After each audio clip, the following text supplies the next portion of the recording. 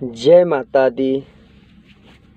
आप सभी भक्तों का हमारे YouTube चैनल में हार्दिक स्वागत और अभिनंदन है। आज इस कथा के क्रम बाय क्रम आगे बढ़ते चले तो आज हम पाप के बारे में बात करेंगे। क्या पाप जाने अनजाने में कोई पाप हो जाए तो क्या भगवान उसे माफ़ करते हैं या नहीं करते हैं, आज इस पे बात करेंगे हम। तो आप लोग ध्यान से सुनिएगा। कहा जाता है कि अगर हम घर पर हैं तो घर पे हमारे माता पिता भी हैं। माता पिता अगर आप कोई गलती करके आ रहे हैं, कोई गलती किए हैं और अपने घर पर आए और आपके माता पिता को पता चले कि ये लड़का ये गलती करके हम आया हुआ है, अगर आपके माता पिता उस गलती को हंस के भूल जाते हैं तो ये आपको समझना चाहिए कि एक गलती छोटी सी गलती थी जिसे माता पिता ने हमें माफ़ कर दिया। ठीक उसी प्रकार भगवान भी अगर भक्तों के द्वारा जाने अनजाने में कोई एक छोटी सी भूल हो जाए और वो अपने को पश्चाताप कर ले कि भगवान हे माँ, हमसे ये गलती हो गई, ये पाप हो गया, आप हमें क्षमा करना, तो उस समय माँ भी सोचती हैं कि भक्त से जाने अनजाने में गलती हुई, लेकिन वो भक्त को पता है हो गया कि हमसे गलती हुई है, तो माँ भी उस समय अपने भक्त को माफ़ कर देती हैं। लेकिन अगर वही भक्त अगर गलती करके और वो गलती करता रहे, उसको पता ना रहे कि हम गलती कर रहे हैं, और अगर आप अगर कोई बड़ी गलती करके आए और माता पिता आपको दंडित करें या आप शब्द बोले, तो ये आप ध्यान रखिएगा कि जिस प्रकार माता पिता यानी अगर आपको दंडित कर रहे हैं तो आप बर्दाश्त जो करने की हद होती है उस सीमा को आप पार कर गए हो, और वे गलती अब माता पिता से बर्दाश्त नहीं होती है, इसलिए माता पिता अपने बच्चों को दंडित करते हैं। ठीक उसी प्रकार भक्त अगर बहुत बड़ी गलती कर दे तब भगवान भी वहाँ माफ़ नहीं करते, तब उन्हें उस पाप का भागीदार उन्हें बनना पड़ता है। जैसा पाप किए रहेंगे उससे उनको भोगना पड़ेगा। इस पर मैं आपको एक छोटा सा दृष्टांत देता हूँ। जैसे एक छोटा बच्चा है और अग्नि जल रही है, वो बच्चे को पता नहीं है कि अग्नि में हम हाथ डालेंगे तो जलेंगे कि नहीं जलेंगे। बच्चा उस अग्नि में हाथ डाल देता है तो अग्नि उन्हें क्षमा नहीं करती। अग्नि में अगर बच्चा हाथ डाला तो उसका हाथ जल जाता है, लेकिन हाँ, उस पे माता पिता उसे माफ़ कर देते हैं। ठीक उसी प्रकार जैसे अग्नि नहीं माफ़ की, उस बच्चे को जला देती हैं, ठीक उसी, क्योंकि ये भी पाप एक देखा जाए तो एक बड़ा पाप की तरीका है, इसलिए वहाँ पर माफ़ नहीं होता। इस पर मैं आपको एक दृष्टांत देता हूँ। दूसरा दृष्टांत है, आप लोग तो भीष्म पितामह जी का नाम सुने होंगे, उन्हीं का मैं एक छोटा सा संक्षिप्त कथा सुनाता हूँ, ध्यान से सुनिएगा आप सब। जब कौरवों और पांडवों के बीच में युद्ध हो रहा था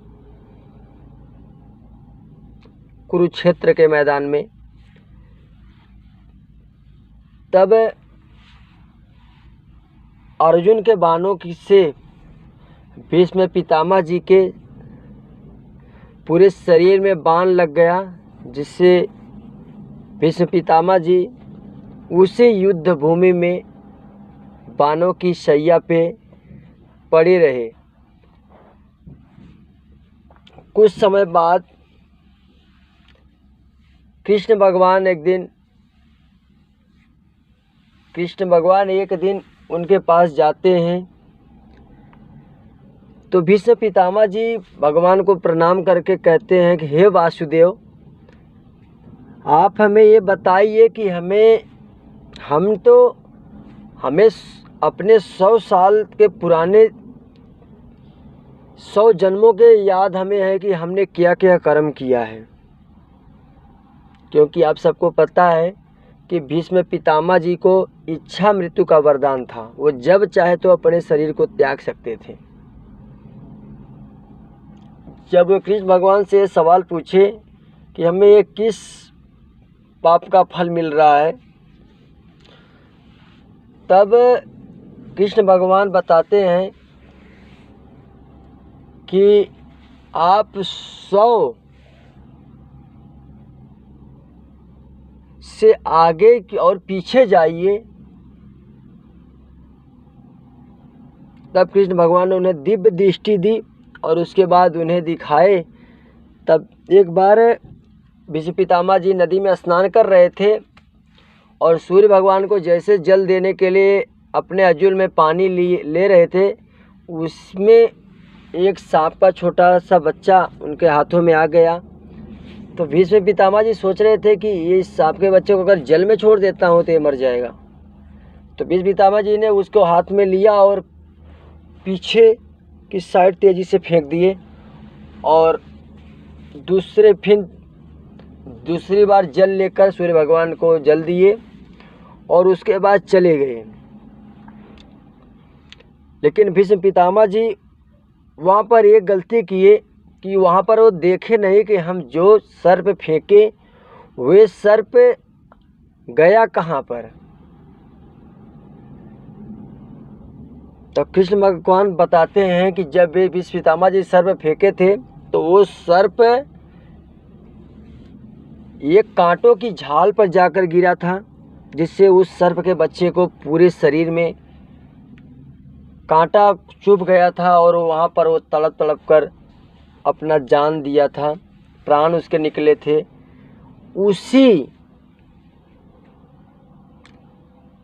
पाप का भागीदार बनना पड़ा भीष्म पितामह जी को। जैसे वो सर्प का बच्चा उस कांटे की सैया पर रहा, ठीक उसी प्रकार आज भीष्म पितामह कुरुक्षेत्र के मैदान में अर्जुन जी के द्वारा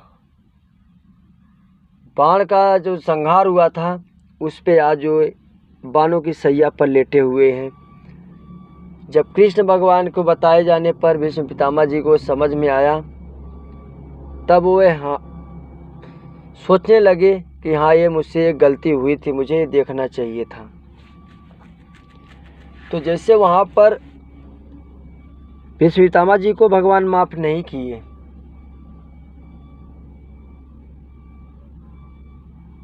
तो उन्हें इस जन्म में आकर पाप का भागीदार बनना पड़ा और बाणों की सैया पे सोना पड़ा। इसलिए मैं आप सबसे यही विनती करता हूँ कि आप सब कोई भी कर्म करिए, क्योंकि मनुष्य जन्म 84 लाख योनि के बाद 84 लाख योनियों में भटकने के बाद तब मनुष्य जन्म मिलता है। तो इस मनुष्य जन्म में ऐसा करिए कि हमसे पाप हो ना।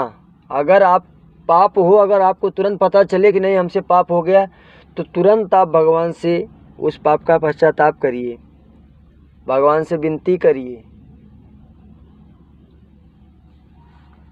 क्योंकि अगर इस मनुष्य जन्म में आकर अगर हम पाप किए तो फिर हमारा इस मनुष्य जन्म आने का मतलब ही कुछ नहीं रह जाता। इसलिए आप सब जितना हो सके उतना पाप से बचिए, क्योंकि हम अपना बताते हैं, दिल की बात बताते हैं अपना, कि अगर हम किसी मंदिर पर प्रणाम किए हैं, अगर दोबारा उस रास्ते पे गए और उस मंदिर का हमें ध्यान नहीं आया, तो जैसे उस मंदिर से हम आगे निकलते हैं तत्पश्चात हमें याद आ जाता है कि वहाँ मंदिर पे हमें प्रणाम करना था, तो और हम फिर वापस उस मंदिर को प्रणाम करते हैं। तो ठीक उसी प्रकार आप सब बचते रहिए, जितना हो सके उतना पुण्य का काम करिए, पाप का काम ना करिए। कि कहा जाता है ना कि बूँद बूँद से घड़ा भरता है, तो पाप के ही बूँद बूँद से घड़े भर जाते हैं। इसलिए आज हम इस विश्वास हो रहा होगा कि हम आपको आज पाप के बारे में जो कुछ बताए हैं आप सब उस पे चलेंगे और पाप से बचेंगे। आपका दिन शुभ हो। जय माता दी।